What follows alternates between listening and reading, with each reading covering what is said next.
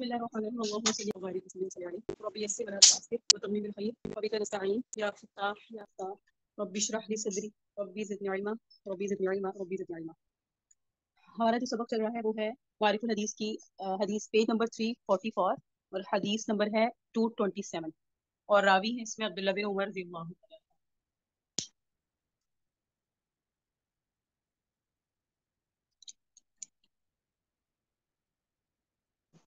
عن ابن عمر حضرت عبداللہ بن عمر رضی اللہ تعالیٰ عنہ سے روایت ہے ان نبی صلی اللہ علیہ وسلم قال کہ اللہ کے حبیب صلی اللہ علیہ وسلم نے فرمایا ان الحیاء والایمان قرناء جمیعا کہ حیا اور ایمان یہ ہمیشہ اکٹھے رہتے ہیں. حیا اور ایمان قرناء دونوں اکٹھے ہیں جمیعا ہمیشہ. فاذا رفع احدهما جب اس میں سے کوئی ایک چلا جاتا ہے رفع الاخر تو دوسرا بھی چلا جاتا ہے. ایمان گیا تو حیا گئی, حیا گیا تو گئی تو ایمان گیا. ایمان اور حیا میں ایسا گہرا تعلق ہے کہ اگر کسی آدمی یا کسی قوم میں سے ان دونوں میں سے ایک اٹھا لیا جائے تو دوسرا بھی اٹھ جائے گا. الغرض کسی شخص یا جماعت میں حیا اور ایمان یا تو دونوں ہوں گے یا دونوں میں سے ایک بھی نہیں ہوگا. یعنی جس میں حیا ہے اس کا مطلب ہے وہ ایمان والا ہے, جس میں حیا کی دولت نہیں اس کا مطلب ہے اس میں ایمان نہیں. اور جو ایمان والا ہے اس میں لازم بات حیا ہوگی. ٹھیک ہے, اس اعتبار سے یہ لازم اور لازم ملزوم ہے. اچھا, حیا سے مراد وہ شرم نہیں ہے کہ انسان کو بس شرم مراد جیسی ہمارے عرف میں یا روایت عموماً ہم اسی کو حیا کہتے ہیں نا. حیا سے مراد اللہ سے حیا ہے, گناہ کرنے سے حیا ہے, اللہ کی ناراضگی والی جگہ میں ہونے سے حیا ہے, اللہ کو ناراض کرنے میں آپ کرنے والی چیزوں کو جب سوچتے ہیں تب اللہ سے حیا آتی ہے. نماز چھوڑتے ہیں تو اللہ سے حیا آتی ہے. گناہ کر رہے ہیں تو اندر سے نفس کہہ رہا ہے کہ یہ کیا ہے, یہ حیا ہے. تو حیا سے مراد وہ حیا ہے. باقی جو اپنی جسم کی حفاظت, اپنی ذات کی حفاظت, اپنے کردار کی حفاظت وہ بھی حیا میں ہی شامل ہے, لیکن حیا کا اصل حقدار اللہ ہے. یعنی اگر حیا کرنی چاہیے تو سب سے زیادہ حیا جس ذات سے کرنی چاہیے وہ اللہ کے ذات. اگلی روایت دیکھیں, ان عمران ابن حسین حضرت عمران بن حسین رضی اللہ تعالیٰ سے روایت ہے, قال فرماتے ہیں قال رسول اللہ صلی اللہ علیہ وآلہ وسلم اللہ کے حبیب صلی اللہ علیہ وسلم نے فرمایا الحیاء لا یأتی الا بخیر, حیا صرف خیر ہی کو لاتی ہے, حیا خیر ہی کو لاتی ہے. اس کا مطلب کیا ہے؟ بعض اوقات سرسری نظر میں یہ شبہ ہوتا ہے کہ شرم و حیا کی وجہ سے آدمی کو کبھی کبھی نقصان بھی پہنچ جاتا ہے. رسول اللہ صلی اللہ علیہ وآلہ وسلم نے اس حدیث میں اسی شبہ کا ازالہ فرمایا ہے, اور آپ علیہ السلام کے ارشاد کا مطلب یہ ہے شرم و حیا کے نتیجے میں کبھی کوئی نقصان نہیں ہوتا بلکہ ہمیشہ نفع ہی ہوتا ہے. حتیٰ کہ جن مواقع پر ایک عام آدمی کو عامیانہ نقطہ نظر سے نقصان کا شبہ ہوتا ہے وہاں بھی اگر ایمانی اور اسلامی وسیع نقطہ نظر سے دیکھا جائے تو بجائے نقصان کے نفع ہی نفع نظر آئے گا. یہاں بعض لوگوں کو ایک اور شبہ بھی ہوتا ہے, اور شبہ یہ کہ شرم و حیا کی زیادتی بعض اوقات دینی فرائض ادا کرنے میں بھی رکاوٹ بنتی ہے. یعنی جس آدمی میں شرم و حیا کا مادہ زیادہ ہوگا وہ امر بالمعروف یعنی نیکی کا حکم اور نہی عن المنکر جیسے فرائض ادا کرنے اور اللہ کے بندوں کو نصیحت کرنے اور مجرموں کو سزا دینے جیسے اعلیٰ دینی کاموں میں بھی ڈھیلا اور کمزور نظر آئے گا. حیا ہے, وہ کیسے کسی کو کہے آپ نے نماز کیوں نہیں پڑھی کہ اس کو خود شرم آئے گی, میں کیوں کہوں اس کو. تو یہ شبہ دراصل ایک مغالطہ ہے. انسان کی طبیعت کی جو کیفیت اس قسم کے کاموں کے انجام دینے میں رکاوٹ بنتی ہے وہ حیا نہیں ہے. آپ کو کسی نے کہا, آپ نے دیکھا کوئی بے نمازی, آپ اسے کہا میں نماز کا کہہ دوں یا میں بے پردہ ہوں اس کو پردے کا کہہ دوں, آپ کہ نہیں میں کہوں گی اچھا لگوں گی, میرا اس کے ساتھ کیا تعلق ہے. ایسا نہیں ہے, بلکہ اس آدمی کی فطری اور طبی کمزوری ہوتی ہے. لوگ ناواقفی سے اس میں حیا اور میں فرق نہیں کر پاتے. حیا یہ نہیں ہے. اللہ سے حیا گناہوں سے بچنے کی ہے مراد, اور اپنے آپ کو اللہ سے ناراضگی کے کاموں سے روکنے کی مراد ہے حیا, اور اپنی ذات, کردار اور بات کی حفاظت کرنے کی. میں نے ایک بات نوٹس کی کہ جب ہم کسی مرد سے ڈیل کر رہے ہیں, آپ کو سب, آپ میں سے سب اس چیز کا ادراک کرتی ہوں گی کہ ہمیں دکانوں میں جانا پڑتا ہے, مرد سے بات چیت بھی کرنی پڑتی ہے. متعدد لوگ ہوتے ہیں جو ہمارے محرم نہیں ہیں, آپ اس سے بات کرتے ہیں, آپ اپنے گھر میں دیور سے بات کرتے ہیں, آپ اپنے جیٹھ سے بات کرتے ہیں, آپ اپنے کزن سے بات کرتے ہیں, آپ اپنے کزن سے بات کریں, چچا کے بیٹوں سے, پھپھو کے بیٹے سے, ایسی ساری چیزیں یہ ہے کہ جب آپ بات کرتے ہیں تو کبھی آپ نے نوٹس کیا کہ آنکھوں میں آنکھ ڈال کے بات نہیں کی جاتی؟ آپ اپنا محاسبہ خود کر لیں، اگر آپ اتنا آپ کے اندر کانفیڈینس ہے کہ آپ اس کی آنکھ میں دیکھ کر بات کر رہی ہیں تو یہ حیا کے مترادف ہے۔ چاہے آپ یہ سوچیں کہ ہماری گندی نیت نہیں ہوتی، چاہے آپ یہ سوچیں کہ ہماری نیت پاک ہے، لیکن یہ حیا نہیں ہے۔ کبھی آپ نے نوٹس کیا ہوگا جو دیندار ہے وہ نظر جھکا لیتا ہے۔ آپ یہ کہیں ہماری نظر میں حیا ہے، اگر نظر میں حیا ہی صرف مطلوب ہوتی تو قرآن میں یہ ہوتا کہ جب کسی کی طرف دیکھو تو حیا کی نظر سے دیکھو۔ قرآن نے فرمایا ہی نہیں کہ کسی کی طرف دیکھو، بلکہ کیا فرمایا؟ غض الابصار، کہ اپنی نظروں کو جھکا کے رکھو۔ تو یہ پتہ چلا نظروں کو جھکا کے رکھنا یہ حیا ہے۔ اگر کوئی نظر کو جھکا نہیں پا سکتا اور وہ یہ کہے کہ میں حیا دار بھی ہوں، تو یہ اس کی خام خیالی اپنے آپ کو دھوکے میں ڈالنا ہے، کیونکہ جو حیا دار ہوتا ہے وہ اپنی نظر کی، اپنی ذات کی، اپنی کردار کی، اپنی بات کی بھی حفاظت کرتا ہے۔ مثال کے طور پہ میں نے آپ کی عدم موجودگی میں آپ کے متعلق کوئی بات کہہ دی، فلانی تو ایسی ہے، پھر کسی نے مجھے بتایا کہ آپ نے جو بات کہی تھی نا اس تک پہنچ گئی ہے، تو مجھے شرم آئے گی کہ میں اس کے سامنے جاؤں جبکہ میں نے اس کے بارے میں یہ بات کی ہے۔ یعنی ہم ایک انسان سے بھی حیا کر لیتے ہیں، لیکن اللہ کے سامنے ہم نے حاضر ہونا ہے، اور اللہ تو عدم موجود بھی نہیں، یعنی اللہ تو ہر حال میں ہمارے معاملات، ہمارے دل کو اور ہماری کیفیات کو جانتا ہے۔ آپ کے دل میں ایک برا خیال آیا اور آپ نے یہ سوچا کہ اللہ کو پتا ہے میں کیا سوچ رہی ہوں، اور آپ نے اپنی سوچ کو بدل لیا، یقین کریں یہ اللہ سے حیا کی دلیل ہے۔ میں نے ایک بات نوٹس کی کہ کبھی بھی ذہن میں کوئی خیال آئے، اور میں نے یہ کہیں پڑھا بھی، کوئی ایسا خیال ہے جو اللہ کو ناراض کر دینے والا ہے، تو آپ فوراً سوچ پڑھیں ربنا لا تؤاخذنا ان نسینا او اخطأنا۔ جب آپ یہ دعا پڑھتی ہیں نا تو اللہ تعالیٰ آپ کو اس سوچی ہوئی چیز پر گناہ نہیں دیں گے۔ ایسا نہیں ہے کہ آپ وہ دعا پڑھ کے وہی سوچتی رہیں، لیکن اللہ سے مطالبہ ضرور کریں کہ اللہ یہ میرے سے جو کام ہو رہا ہے میں نہیں چاہ رہی کہ میں یہ سوچوں یا وسوسہ میرے خیال میں آئے، لیکن یہ آ رہا ہے، آپ میری اس میں میری لا تو آخذنا نسینا، مواخذہ نہ کیجیے گا اگر میں بھول گئی، او اخطانا یا مجھ سے غلطی ہوئی۔ تو جب ہم اللہ کے حضور یہ پیشکش رکھ دیتے ہیں، اور اللہ بروز محشر میں فرمائیں گے کہ اس بندے نے اگرچہ گناہ کیا لیکن میرے سامنے اعتراف بھی کیا کہ نسینا اخطانا، میں بھول رہا ہوں یا میرے سے خطا ہو رہی ہے، اللہ کو یہ ادا پھر بندے کی پسند آتی ہے۔ تو بہت ساری چیزوں میں ہمیں حیا اس معنی میں لینی ہے۔ عن ابن مسعود رضی اللہ تعالیٰ عنہ، حضرت عبداللہ بن مسعود رضی اللہ تعالیٰ عنہ سے روایت ہے، قال فرماتے ہیں قال رسول اللہ صلی اللہ علیہ وآلہ وسلم، کہ اللہ کے حبیب صلی اللہ علیہ وسلم نے فرمایا انا مما ادرک الناس من کلام النبوۃ الاولی، کہ اگلی نبوت کی باتوں میں سے لوگوں نے جو کچھ پایا، اس میں ایک یہ مقولہ بھی ہے کہ اذا لم تستحی فاصنع ما شئت، کہ جب تم حیا نہ کرو تو جو چاہے کرو۔ یعنی پہلی جتنی بھی نبی آئے اور وہ نبی جتنی بھی اپنی کتابیں لائے، ان کی کتابوں میں جو چیزیں تھیں بہت ساری تھی، لیکن اس میں جو چیز زیادہ پائی گئی وہ یہ تھی، وہ کہتے تھے کہ اذا لم تستحی فاصنع ما شئت، اس سے اندازہ لگائیں کہ پہلی شریعتوں میں حیا تھی۔ انبیاء سابقین کی پوری تعلیمات اگرچہ محفوظ نہیں ہے، لیکن ان میں کچھ سچی پکی باتیں ضرب المثل کی، یعنی جو مثال بن گئی ہیں کی طرح ایسی مقبول عام اور مشہور عام ہو گئی کہ سینکڑوں ہزاروں بس گزرنے پر بھی وہ محفوظ ہیں اور زبان زد حقائق رہی۔ انہی میں ایک تعلیم یہ بھی ہے کہ جو حضور پاک صلی اللہ علیہ وسلم کے زمانے تک بطور ضرورت مثل لوگوں کی زبان پر چڑھی ہوئی تھی، اذا لم تستحی فاصنع ما شئت، جس کو فارسی میں کہا جاتا ہے بے حیا باش و ہرجہ قواعد کن۔ پھر رسول اللہ صلی اللہ علیہ وسلم نے اس حدیث میں تصدیق فرمائی کہ حکیمانہ اور ناصحانہ مقولہ اگلی نبوت کی تعلیمات میں بھی ہے کہ جو بے حیا ہو گیا پھر جو چاہے وہ کرے، یعنی جب وہ ہو ہی بے حیا گیا ہے، مثال کے طور پہ جو بے حیا ہو گیا، قرآن اللہ تعالیٰ نے اللہ کے حبیب نے فرمایا کہ پہلے نبیوں نے یہ فرمایا اذا لم تستحی فاصنع ما شئت، جس میں حیا نہیں رہی تو اسے کوئی پرواہ نہیں ہوتی کہ وہ کیا کرے۔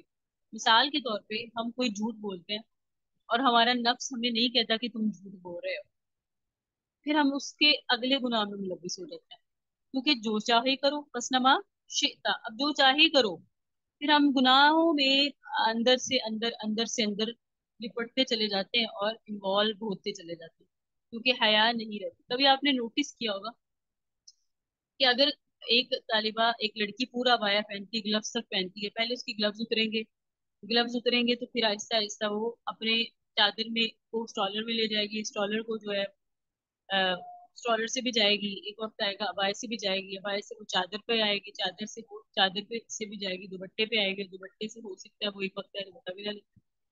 حیا ایک ایسی چیز ہے جو بڑھنی چاہیے، کم نہیں ہونی چاہیے، لیکن دور حاضر میں یہ جو ٹاپک ہے نا یہ بہت زیادہ اہم ہے حیا والا، کیونکہ مسلمان معاشرے سے سب سے زیادہ حیا کو ہی ختم کیا جا رہا ہے۔ اور میں ایک ٹاپک پڑھا رہی تھی الغزو الفکری، غزو الفکری کا مطلب ہوتا ہے نظریاتی جنگ، جو ہمارے نظریات پر جنگ کی جا رہی ہے اور ہمیں نہیں معلوم، تو ہمارے نظریے کو، ہمارے عقیدے کو، ہمارے تھاٹ جسے بولتے ہیں اسے چینج کیا جا رہا ہے، تو اس میں یہ چیز تھی۔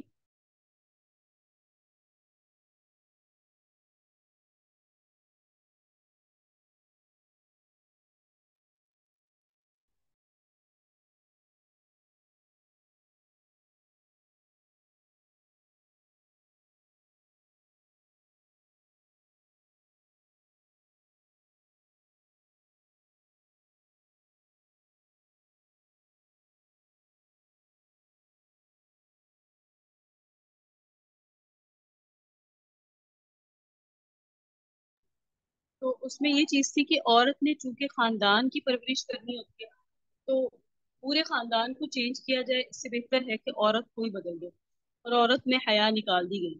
انہوں نے دیکھا، کافروں نے دیکھا، یہود و نصارہ نے دیکھا کہ مردوں کو کس چیز کا شوق ہے، پھر دیکھا عورت کو کس چیز کا شوق ہے، تو دیکھا مرد کو عورت کا شوق ہوتا ہے اور عورت کو حسن کا شوق ہوتا ہے، تو انہوں نے عورتوں کو انوالو کر دیا کہ وہ حسن میں لگ جائیں اتنا زیادہ، اپنے آپ کو یہ کرنے میں وہ کرنے میں، اپنے بناؤ سنگار میں، اور مردوں کو انوالو کر دیا کہ جب عورتیں اپنے اپنے بناؤ سنگار میں لگیں گی تو مرد ان میں انوالو ہوں گے۔ تو آج پورے آپ معاشرے میں دیکھ لیں کیا معاملات ہیں، عورتیں سرجری کروا کروا کے اپنی شکل و صورت بدلنے میں لگی ہوئی ہیں، ہم ایسی نہیں ہم ایسی دکھیں، اور مرد جو ہے نا وہ انہیں کو دیکھنے میں اور اپنے ایمان کو خراب کرنے میں۔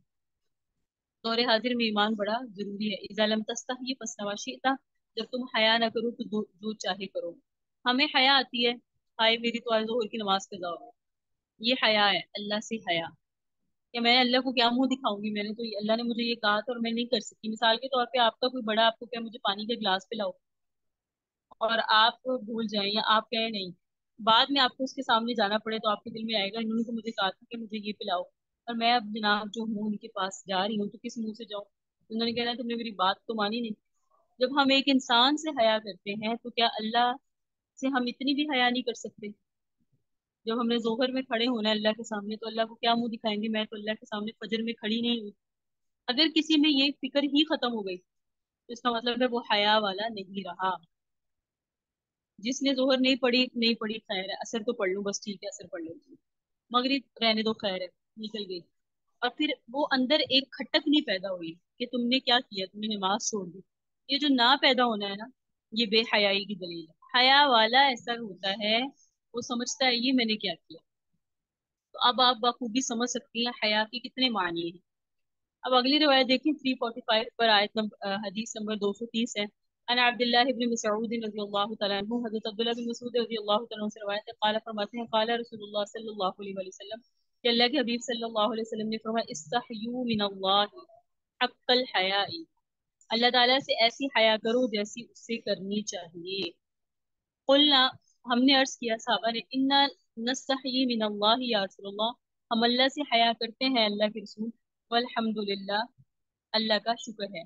قال، آقا نے فرمایا لیس ذالک، حیا کا مفہوم اتنا محدود نہیں جتنا تم سمجھ رہے ہو، ولکن الاستحیاء من اللہ حق الحیا، بلکہ اللہ سے حیا کرنے کا حق یہ ہے ان تحفظ الرأس، کہ سر کی حفاظت کرو، وما وعا، اور جو سر کے اندر نگہداشت ہے ان سب کی نگہداشت کرو، والبطن، پیٹ کی حفاظت کرو، وما ہوا، اور جو کچھ اس میں بھرا ہوا ہے اس کی حفاظت کرو، وما تذکر الموت، اور موت کو یاد کرو، اور موت سے جو بھی معاملات ہیں، موت اور موت کے بعد قبر میں ہونے والے اس کو یاد کرو، والبلا، یعنی موت کے بعد قبر میں ہونے والے معاملات کو یاد کرو، ومن اراد الآخرہ ترک زینت الدنیا، جو شخص آخرت کو اپنا مقصد بناتا ہے وہ دنیا کی آرام اور آسائش کو چھوڑ دیتا ہے، وہ آثر الآخرت،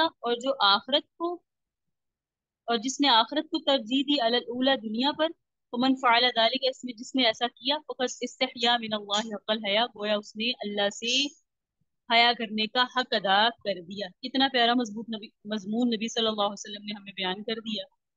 हया की मानी की वुसअत की तरफ इशारा किया, बताया अल्लाह से हया करने का हक वही बंदे अदा करते हैं जिनकी नजर में इस दुनिया और इसकी ऐश इशरत की कोई कीमत ना हो।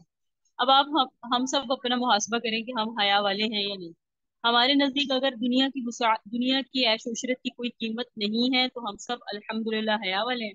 और अगर हम दुनिया को बहुत तरजीह देते हैं, दुनियादारी को, दुनिया के मामलात को, दुनिया में अपना नाम और मकाम मर्तबा बनाने में अगर हम लगे हुए हैं तो फिर इसका मतलब है हम बेहया हैं। दुनिया को ठुकरा के आखिरत को उन्होंने अपना मतमाए नजर बना लिया हो और मौत के बाद की मंजिल इनको हम वक्त याद रहती हो। जिसका ये हाल ना हो वो खाक कैसी ही बातें बताता हो। इस हदीस का फैसला उसने अल्लाह से हया का हक अदा नहीं किया। अब हमने ये बात समझ ली कि हया का मफहूम बहुत ज्यादा है। हयादारी वो है ही जो माशरे में मशहूर है। हया अल्लाह से हया है, असल अल्लाह ही है ऐसी जात जिससे हया की जाए। कि हम अपनी मतमय नजर दुनिया को ना बनाए, हम मतमय नजर आखिरत को बनाए। हमें हया हम हया कैसे किस बात से करते हैं? अल्लाह माफ फरमाए, हमें दुनिया में कोई मकाम और मर्तबा ना मिला तो हमें शर्म आती है, हम लोगों को क्या मुंह दिखाएं। भाई अगर आपको बरोज़ महशर अल्लाह ने जन्नत ना दी तो आप अपने नबी सल्लल्लाहु अलैहि वसल्लम को क्या मुंह बनाए दिखाएंगे? ये चीजें समझेंगे तो हम हया का मफहूम समझ सकते हैं। तो इंशाअल्लाह आज के सबक में हमने ये नियत करनी है कि हमें और अल्लाह से दुआ करनी है कि अल्लाह हमें अपनी ज़ात से हया करने वाला बना दीजिए, ताकि कोई भी गुनाह करें तो हया आड़े आ जाए कि नहीं अल्लाह नाराज होंगे। अल्लाह ताला हम इसकी तौफीक अता फरमाए। आगे का मौजू है कनाअत, इस्तिगना और हिर्स व तमा। जिन अखलाक की वजह से इंसान अल्लाह ताला का महबूब और दुनिया में भी बहुत बुलंद हो जाता है और दिल की बेचैनी और कुड़न की सख्त अजाब से जिसको निजात मिल जाती है, इनमें एक कनाअत और इस्तिगना है। जिसका मतलब ये है कि बंदे को जो कुछ मिले इस पर वो राजी और मुतमईन हो जाए। ये दौरे हाजिर में डिप्रेशन में है ना, सब सब डिप्रेशन में। हम हर जगह एक ही बात है, महंगाई महंगाई महंगाई महंगाई। तो सब डिप्रेशन में तो है ना।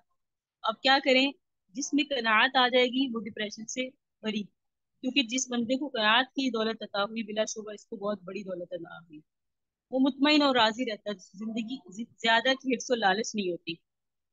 और बड़ी दौलत अता हुई हो, ये जिसे ये कनात अता हुई हो।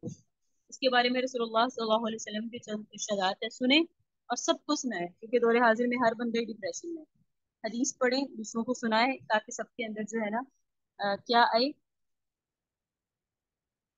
हदीस को पढ़ने के बाद जरा अपने आप को इत्मीनान में लाएं और जरा ये हल में मजीद कुछ और मिले और मिले, इसकी हिर्स जरा खत्म हो।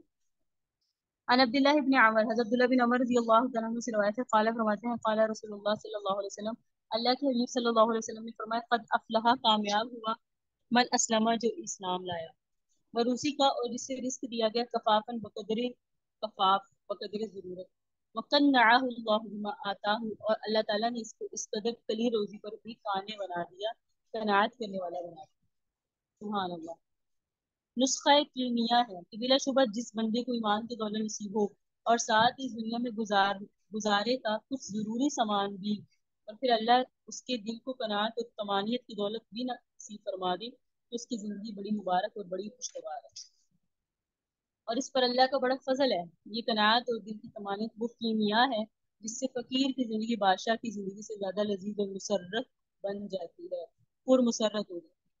आदमी के पास अगर दौलत के ढेर हो लेकिन इसमें और ज्यादा के लिए तमा और हिर्स हो, तो वो इसमें इजाफा ही की फिक्र और कोशिश में लगा रहे और हल में मजीद ही के फेर में पड़ा रहे कि कुछ और दो, तो इसे कभी कल्बी सुकून नसीब नहीं होता। तो वो दिल का फकीर ही रहेगा। बरखिलाफ उसके कि अगर आदमी के पास सिर्फ जीने का मुख्तसर सामान हो मगर वो इस पर मुतमईन और काने हो, तो फकर और इफलास के बावजूद वो दिल का गनी रहेगा। उसकी जिंदगी बड़े इत्मीनान और आसूदगी की जिंदगी। आपने कभी नोटिस किया कि हम सफर में अपने साथ जितना सामान रखते हैं मंजिल तक पहुंचने में उतनी ही दुश्वारी होती है। हमारी गाड़ी हो, गाड़ी में हम पे चटाई भी रख लो, तीन चार जो है ना बनाए हुए खाने, और खाने जाहिर बातें बर्तनों में डाल के रखेंगे वो भी रख लो, साथ में पानी का कूलर भी रख लो, اور ساتھ میں فلاں فلاں چیزیں بھی رکھ لو، اور ہم کہتے ہیں یہ ہماری ضرورت کا سامان ہے۔ ضرورت وہ ہوتی ہے جس کے بغیر انسان کی سانسیں نہ چل سکے۔ کچھ روٹی، کچھ کھانا بقدر ضرورت، اور کچھ پانی کی قطرات، یہ ہماری ضرورت۔ لیکن ہم کہتے ہیں یہ بھی مشروب رکھ لو، یہ بھی مشروب رکھ لو، یہ بھی مشروب رکھ لو، ایسا ہے نا؟ تو ہمیں منزل تک پہنچنے میں کیا ہوتا ہے، دشواری ہوتی ہے، سامان کی پھر حفاظت بھی تو کرنی ہوتی ہے۔ ایک بندہ جس کے خالی آتا ہے، جس نے کہا کہ ضرورت ہوگی تو فلاں جگہ سے ضرورت پوری ہو جائے گی، اس نے ضرورت پوری کی، بقدر ضرورت پیا، ایک جگہ نلکا لگا، اس نے بقدر ضرورت وہاں سے پیا، وہ آگے چلا گیا، اس کو نا سفر طے کرنے میں مشکل نہیں ہوگی، کیونکہ اس نے صرف اپنی ذات کی حفاظت کرنی ہے، کسی دوسری چیز کی حفاظت نہیں کرنی۔ بیائی نہیں، اسی طرح جب ہم حشر کے دن اللہ کے سامنے حاضر ہوں گے، اللہ ہمارے نامہ مال کو ہمارے نامہ مال کا جب حساب لیں گے، تو جس کا ساز و سامان دنیا میں کم ہوگا، اس کا حساب بھی آسان ہوگا۔ جس نے دنیا میں بہت دولت اور سامان جمع کر کے رکھا ہوگا، اس کا حساب بھی اتنا ہی سخت ہوگا۔ تو ہم نے اللہ کو اپنا حساب یسیرہ دینا ہے نا، آسان حساب، اس کے لیے ضروری ہے ہم اپنی دولت کو کم کریں۔ اسی لیے آقا صلی اللہ علیہ وسلم کی جب آنکھ کھلتی تھی، ایک روز سیدہ عائشہ فرماتی آقا اتنی جلدی اور بے چینی سے بے تاب اوپر اٹھے، اور جب میں نے پوچھا یا رسول اللہ کیا ہوا، تو آقا نے فرمایا گھر میں جو دینار ہے اور جو درہم ہے نا، اسے نکال دے۔ آقا کو ہم دینار اور درہم نے سونے نہیں دیا، اور ہمارے بینک بیلنس ہے، بقدر ضرورت رکھیں اپنے پاس، اس سے انکار نہیں ہے، لیکن بقدر ضرورت رکھیں، اور جتنا ہے اسے رکھیں، اور بعد میں اور حل میں مزید کی وہ جستجو میں نہ لگیں۔ عن ابي هريره رضي الله تعالى عنه، حضرت ابو هريرہ رضی اللہ تعالیٰ عنہ سے روایت ہے، قال فرماتے ہیں ليس الغنى عن كثرة العروض، دولت مندی مال اور اسباب سے حاصل نہیں ہوتی، ولكن الغنى غنى النفس، اصل دولت مند تو وہ ہے جو دل کا بے نیاز ہے۔ اصل دولت مند وہ ہے جس کے دل کو اور کی چاہت نہ ہو، وہ نہیں ہے جو دے بھی دے رہا ہے، اس کا دل کر رہا ہے اور بھی آئے میرے پاس۔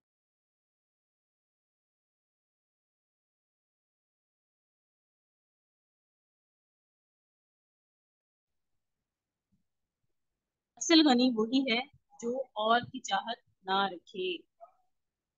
عن ابي ذر رضی اللہ تعالیٰ عنہ، حضرت ابو ذر غفاری رضی اللہ تعالیٰ عنہ سے روایت ہے، قال فرماتے ہیں قال علی رسول اللہ صلی اللہ علیہ وسلم، کہ رسول اللہ صلی اللہ علیہ وسلم نے ایک دن مجھ سے ارشاد فرمایا، یا ابا ذر، اے ابو ذر، تقول کثرت المال الغنا، کیا تم یہ سمجھتے ہو مال زیادہ ہونے کا نام غنا ہے، بے نیازی ہے؟ یعنی تمہیں لگتا ہے جس کے پاس مال زیادہ ہے وہ لوگوں سے بے نیاز ہے، اسے کسی کی چاہت نہیں ہے، کیا آپ کو یہ لگتا ہے؟ قال تقول قلت المال الفقر، میں نے عرض کیا ہاں جی نعم، قلت نعم، میں نے کہا جی ایسے ہی لگتا ہے کہ جس کے پاس مال ہے اسے کسی اور چیز کی چاہت نہیں ہے۔ قال آقا نے فرمایا تقول قلت المال الفقر، اور تمہیں لگتا ہے کہ جس کے پاس مال کم ہے وہ فقیر ہے؟ قلت نعم، میں نے کہا جی ہاں ایسا لگتا ہے۔ آقا نے فرمایا ذالک ثلاثاً، یہ 3 بار، تم کہ کیا تمہیں ایسا لگتا ہے کہ کثرت المال الغنا اور قلت المال الفقر، کیا تمہیں لگتا ہے؟ قلت نعم، میں نے کہا جی لگتا ہے۔ قال ذلك ثلاث، یہ جملہ آقا نے 3 بار فرمایا۔ ثم قال، آقا نے فرمایا الغنا فی القلب والفقر فی القلب، یہ دولت مندی کا تعلق دل کے اندر ہوتا ہے، اور محتاجی اور فقیری بھی دل کے اندر ہوتی ہے۔ ایسا ہی ہے، اصل محلوں والوں کو ہم نے دیکھا کہ بے حد کنجوس، اور معمولی گھر میں رہنے والوں کو دیکھا وہ کہ وہ دل کے غنی ہو۔ تو انسان کو اللہ سے دل کا غنا مانگنا چاہیے۔ حقیقت یہی ہے کہ غنی اور محتاجی، خوشحالی اور بدحالی کا تعلق روپیہ پیسہ سے زیادہ آدمی کے دل سے ہے۔ اگر دل غنی اور بے نیاز ہے تو آدمی خوشحال ہے، اور اگر دل حریص اور تمام میں گرفتار ہے تو دولت کے ڈھیروں کے باوجود بھی خوشحالی سے محروم اور محتاج اور پریشان حال ہے۔ اور یہ روایت دیکھیں نبی سعید خدری رضی اللہ تعالیٰ عنہ، حضرت ابو سعید خدری رضی اللہ تعالیٰ عنہ سے روایت ہے، فرماتے ہیں ان ناس من الانصار، کہ انصار میں سے کچھ لوگوں نے سأل رسول اللہ، نبی علیہ السلام سے ایک دفعہ کچھ طلب کیا، فعطاہم، آپ نے ان کو دے دیا، لیکن ان کا مانگنا ختم نہیں ہوا۔ ثم سألوہ، پھر انہوں نے مانگا، فعطاہم، آقا نے پھر دے دیا، حتی یہاں تک اذا نفذ ما عنده، یہاں تک کہ جو کچھ آپ کے پاس تھا وہ سب ختم ہو گیا۔ قال ما یکون عندی من خیر، آپ نے ان انصاریوں سے پھر فرمایا سنو، جو مال و دولت بھی میرے پاس ہوگا اور کہیں سے آئے گا، فلن ادخرہ، وہ میں ذخیرہ نہیں کروں گا، تم سے چھپا کر، ومن یستعف یعفہ اللہ، تو میں تم سے بچا کر اس میں سے نہیں رکھوں گا۔ پھر آقا نے فرمایا جو کوئی خود عفیف بننا چاہتا ہے، یعنی دوسروں کے سامنے ہاتھ پھیلانے سے بچتا ہے، اللہ بھی اس کو بچا دیتا ہے۔ ومن यस्तइफ़ा, जो बचता है कि वो लोगों के सामने हाथ फैलाए, कोशिश करता है अल्लाह ही जरूरत पूरी करे, लोग ना करे, लोगों के सामने ना खिलाना पड़े हाथ, तो युइफ़हुल्लाह, अल्लाह उसकी इस कोशिश में उसको कामयाब करते हैं, उसे लोगों से मांगना नहीं पड़ता। वमन यस्तगनी, और जो बेनियाजी इख्तियार करता है, युगनिहिल्लाहु, अल्लाह भी उसे बेनियाज करता है। यानी जो ये चाहता है कि मुझे लोगों के सामने हाथ ना फैलाना पड़े, इसकी ये नियत हो, अल्लाह उसको गनी कर देता है। वमन यतसब्बरा, और जो कोई भी सब्र करता है, युसब युसिब युसब्बिरुहुल्लाहु, अल्लाह भी उसको साबिर बना देते हैं, यानी सब्र की तौफीक देते हैं। वमा ऊतिया अहदुम मिन अताइन औ सआ मिन सब्रिन, और किसी बंदे को भी सब्र से ज्यादा वसी कोई नेमत दी नहीं गई। यानी जो साबिर है वो सबसे बड़ा अल्लाह का वो सबसे बड़ा अल्लाह के नजदीक ऐसा शख्स है जिस पर अल्लाह ने नेमत की है। इसका सबक, इस हदीस का खास सबक यही है कि बंदा अगर चाहता है कि वो दूसरे बंदों को मुहताज ना हो, और इनके सामने इनको इसको दस्ते सवाल दराज ना करना पड़े, और मुसाइब और मुश्किलात इसको अपनी जगह से हटा ना सके, तो उसे चाहिए अपनी इस्तिताअत की हद तक वो खुद ऐसा बनने की कोशिश करे। अगर वो ऐसा करेगा तो अल्लाह ताला इसकी पूरी पूरी मदद फरमाएगा, और ये सब चीजें इसको नसीब हो जाएंगी। हदीस के आखिरी हिस्से में फरमाया गया कि किसी बंदे को सब्र से ज्यादा वसी कोई नेमत अता नहीं हुई। बाकी यही है कि सब्र दिल की जिस कैफियत का नाम है, वो अल्लाह ताला की नहायत वसी और नहायत अजीम नेमत है। इसीलिए कुरान मजीद में फरमाया वस्तईनु बिस्सब्रि वस्सलाह, कि सब्र और नमाज के जरिए अल्लाह से मदद मांगो। सब्र अहम है, इसलिए अल्लाह ने इसके जरिए मदद मांगने का हुक्म दिया।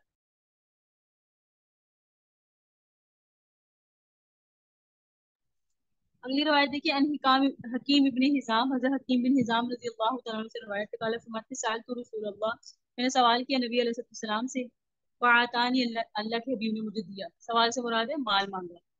सुम्मा साल तो, फिर मैंने आका से मांगा, हज़रत हकीम बिन हिजाम कहते हैं, फ़आतानी, फिर अल्लाह के हबीब ने मुझे दिया। सुम्मा काल अली या हकीम, फिर अल्लाह ताला के हबीब सल्लल्लाहु अलैहि वसल्लम ने फरमाया, हकीम, इन्ना हादल माल हज़िरुन हुल्वुन, ये जो माल है ना, ये सरसब्ज है और शीरीं है। फमन अखज़हु बिसखावतिन नफ्सिन बूरिका लहू फीही, जिसे दिल की सखावत दी गई, जिसने इसे बगैर हिर्स व तमा के लिया, इसे दिल की सखावत दे दी गई और उसके लिए इस माल में बरकत दे दी गई। वमन अखज़हु बिइशराफी नफ्सिन, और जो इसको दिल के लालच के साथ लेता है, लम युबारक लहू फीही, उसके लिए इसमें बरकत भी नहीं रखी जाती। वकान अकल लदी अकलू, और वो खाता है लेकिन वला यशबउ, सैर नहीं होता, खाता है पेट नहीं भरता। और कुछ लोग थोड़ा भी खा लेते हैं पेट भर जाता है। तो फरमाया वल यदुल उलिया खैरु मिनल यदि सुफला, कि देने वाला हाथ बेहतर है उस हाथ से जो नीचा है। यानी नीचे वो होता है ना जो लेता है, और ऊपर वो होता है जो देता है। देने वाले का हाथ ऊपर होता है ना, ऊपर से देगा ना, लेने वाला हाथ खिला के लेगा। तो आका ने फरमाया कि देने वाला हाथ बेहतर है लेने वाले हाथ से। आका ने ये सारी बात कह दी। जब कह दी तो हज़रत हकीम ने फरमाया, मैंने कहा या रसूलल्लाह वल्लज़ी बअसक बिल हक, कसम है अबू जात की जिसने आपको हक के साथ भेजा, ला अरज़उ अहदन बअदक शैयन, आपके बाद में कभी किसी से नहीं मांगूंगा, हत्ता उफारिक दुनिया, यहाँ तक कि वो दुनिया से, यहाँ तक कि मैं दुनिया से कूच कर जाऊं। यानी उस जात की कसम जिसने आपको नबी बरहक बना के भेजा है, अब आपके बाद मरते दम तक मैं किसी से कुछ मांगूंगा नहीं।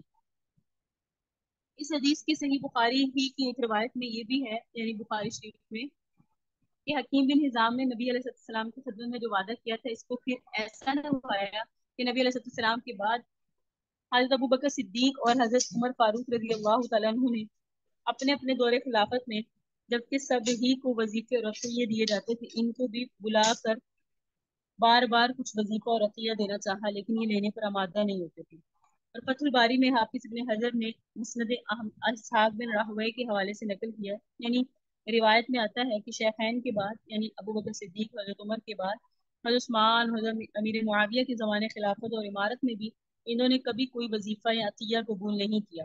वजीफा भी सैलरी को कहते हैं, अतिया तोहफे को कहते हैं। तो इन्हें अगर कोई वजीफा भी दिया जाता तो ये नहीं लेते थे। यहाँ तक कि हजरत अमीर मुआविया के दौरे इमारत में 120 साल की उम्र में 54 हिजरी में इनकी वफात हुई। लेकिन आका से वादा कर चुके थे आइंदा से किसी से नहीं लूंगा, तो इन्होंने नहीं लिया।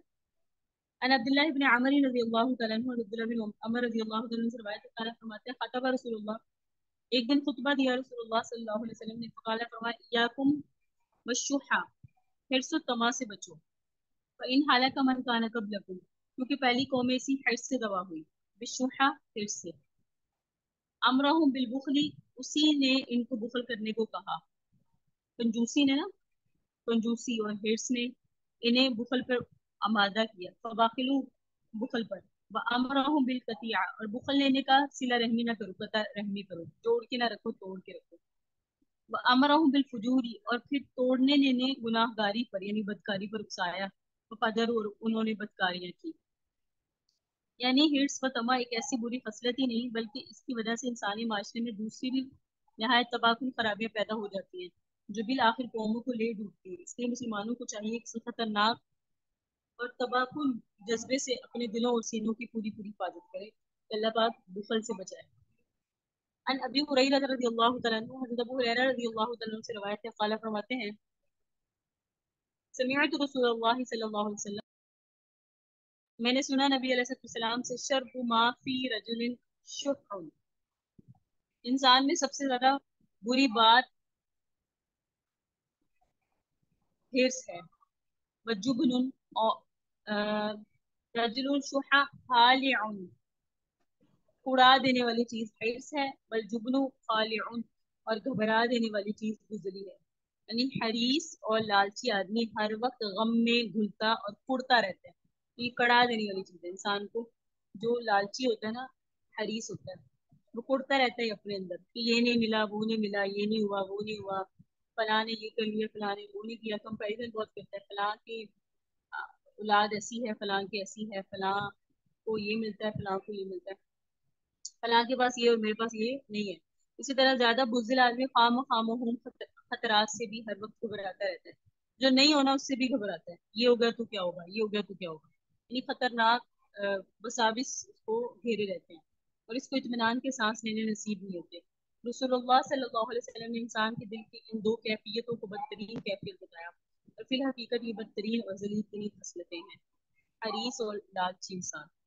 तो ये हम पढ़े थे अखलाक, तो हिर्स जिसमें बहुत ज्यादा होती है, यानी बहुत ज्यादा जो हरीस होता है और जो बहुत ज्यादा लालची होता है, वो बद अखलाक ही होगा ना, जाहिर बात है। जो किसी को देगा नहीं, वो बद अखलाक ही है ना। जो दूसरे के माल पर नजर रखेगा, दूसरा ऐसा है मैं ऐसा नहीं हूँ, तो वो हरीस हुआ ना, तो ये बद अखलाकी की दलील है। इसी तरह हमने पीछे पढ़ा कि इंसान के अंदर कनात आ जाए, इस्तिगना आ जाए, दूसरों के माल से गनी होना, और जो अल्लाह ने मुझे दिया उसी को काफी हो जाना, उसके लिए अगर आ जाए, फिर ये उसके लिए किस बात की दलील है? अखलाक आला होने की। इसके अलावा हमने पढ़ा शर्म और हया, कि जिसके अंदर शर्म है, हया है, वो हयादार होना उसकी अखलाक की दलील है। अगली जो तशरीह है सब्र और शुक्र की, इसको देखें। इस दुनिया में दुख और रंज भी है, और आराम और खुशी भी, शादी भी है, गमी भी, शरीनी भी है, तलखी भी, सर्दी भी है, गर्मी भी, खुशगवारी भी है और नाखुशगवारी भी, और सब कुछ अल्लाह ताला ही की तरफ से है, और इसी के हुक्म और फैसले से होता है। इससे अल्लाह ताला पर ईमान रखने वाले बंदों का हाल ये होना चाहिए कि जब कोई दुख और मुसीबत पेश आ जाए, तो वो मायूसी और सरासीमगी का शिकार ना हो, बल्कि ईमानी सब्र और सुबात के साथ इसका इस्तेमाल करें, दिल में इस यकीन को ताज़ा करें। ये सब कुछ अल्लाह ताला की तरफ से है, जो हमारा हकीम और करीम रब है। वही हमको इस दुख और मुसीबत से निजात देने वाला है। इसी तरह जब इन हालात से साजगार हों, उसकी चाहतें इसको मिल रही हों, और खुशी और शादमानी के सामान मुयसर हों, तो भी वो इसको अपना कमाल और अपनी कुव्वत बाजू का नतीजा ना समझे, बल्कि उस वक्त अपने दिल में इस यकीन को ताज़ा करे कि सब कुछ महज अल्लाह का फजल और उसकी बख्शिश है, और जब चाहे अपनी बख्शिश बख्शी हुई हर नेमत छीन भी सकता है। इसलिए हर नेमत पर उसका शुक्र अदा करे। इस्लाम की खास तालीमात हैं, और रसूलुल्लाह सल्लल्लाहु अलैहि वसल्लम ने तरह तरह से इसकी तरगीब और तालीम दी है। इस तालीम पर अमल करने का एक नतीजा तो ये होता है कि बंदा हर हाल में खुदा से वाबस्ता रहता है, ठीक है। और दूसरा फायदा ये होता है कि वो कभी मुसीबतों और नाकामियों से शिकस्त नहीं खाता, रंज और गम के तसलसल से भी इसकी जान नहीं घुलती, और मायूसी और दिल शकिस्तगी इसकी अमली कुव्वतों को खत्म नहीं कर सकती। इस सिलसिले में आका ने फरमाया, अन सुहैब रज़ियल्लाहु तआला अन्हु क़ाल, हज़रत सुहैब से रवायत फरमाते हैं कि रसूलुल्लाह सल्लल्लाहु अलैहि वसल्लम ने फरमाया, अजबन लि अम्रिल मुमिन, मोमिन का तो मामला ही अजीब है। इन्ना अमरहु कुल्लहु लहु खैर, उसकी हर हालत उसके लिए बेहतरी होती है। वलैसा ज़ालिका लिअहदिन, और ये किसी और के साथ नहीं होता, इल्ला लिल मोमिन, मोमिन के साथ होता है। मोमिन कैसा होता है? इन असाबतहु सर्राउ, अगर उसे कोई खुशी पहुंचती है ना, शकरा, तो वो शुक्र करता है, तो काना खैरन लहू, ये उसके लिए अच्छी बात हुई। वनसाबतहु ज़र्रा, और जब कोई तकलीफ पहुंचती है सबर, फिर भी सबर करते हैं। फकाना खैर लहू, ये भी उसके लिए अच्छी बात हुई।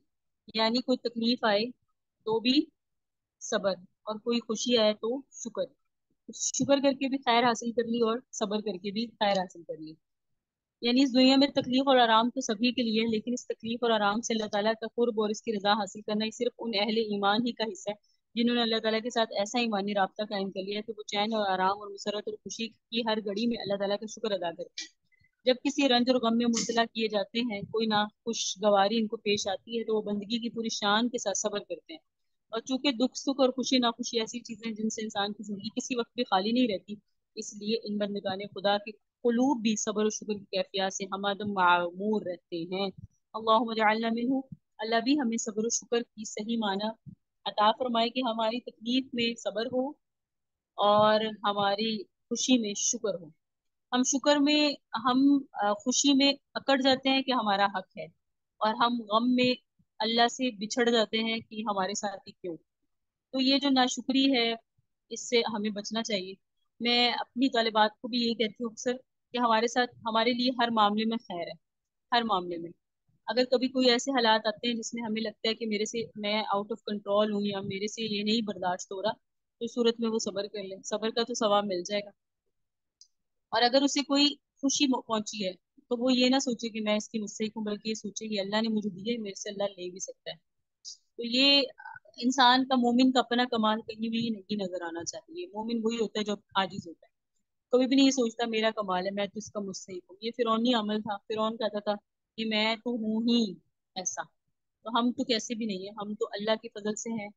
आप यहाँ बैठे के पढ़ रही हैं, अल्लाह का फजल है। मैं पढ़ा रही हूँ, अल्लाह का फजल है। अगर हमने ये छोड़ दिया तो ये अल्लाह हमसे किसी और को बेहतर को ले आएंगे, हम छोड़ के महरूम होंगे। लेकिन ये अल्लाह का पढ़ा, हमारा ये दीनी बातें सीखना सिखाना अल्लाह के फजल के बगैर मुमकिन नहीं है। ये अल्लाह का फजल है हम पर।